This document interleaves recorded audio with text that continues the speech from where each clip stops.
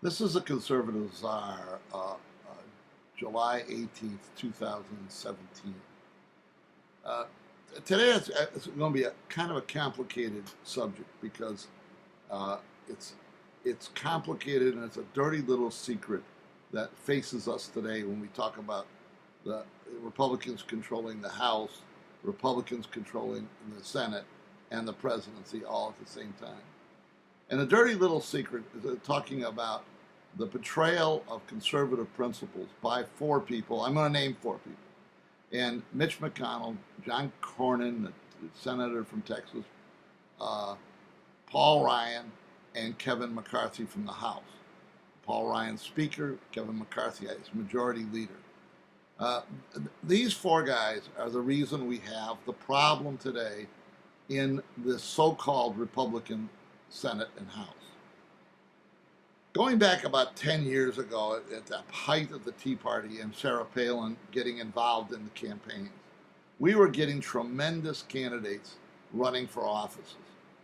And we would win the primaries, and the establishment Republicans not only would not support those candidates, but actively went after them, actively supported their defeat. And these four guys, okay, these four guys did it in both the Senate and the House. After those losses, which were self-inflicted by these very people, after that, the four of them get together and say, and there's a famous speech by Bobby Jindal, who fits in this group. He doesn't have the power, where he said, we need better candidates. We're losing because we don't have good candidates, a la they're too conservative. So these four guys got together, and over the last 6 years have put an immense effort to get electable people into the House and into the Senate. Electable means they're moderates. Electable means that they don't have any conservative base. They're part of the establishment. They did this across the country.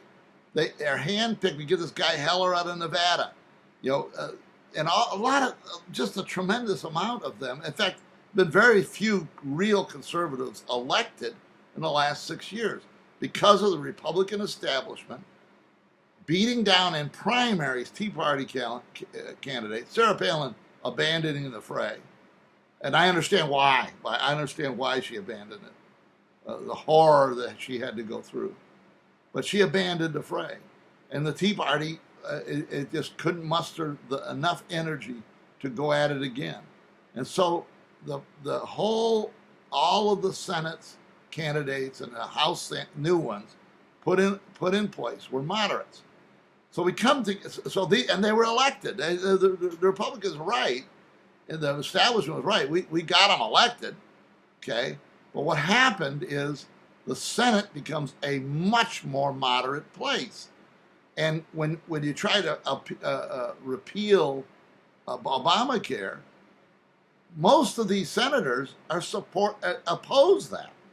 These moderate senators that have come on with the support of the Republican establishment, they're moderates. They don't oppose Obamacare. They never did. It was a myth.